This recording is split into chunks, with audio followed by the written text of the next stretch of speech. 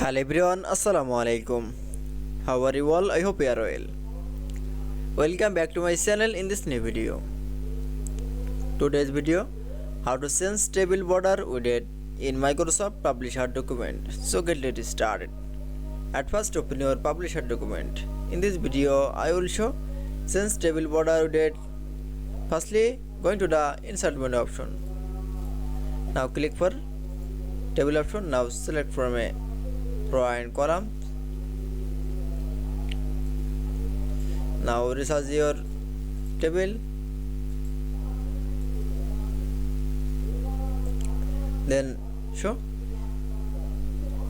Then change table border widget. Now firstly select from all table option. Now going to the widget option. Then click for a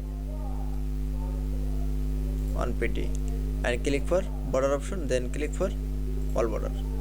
That it's and change the border widget. Then again select from all table. Then click for a widget option. Then click for 6 pt. Now click for a border option. Then click for all border. That it's then you show change table border widget in Publisher document is very easily. I hope to enjoy the video. Please like, comment, share and subscribe my channel. Thanks for watching.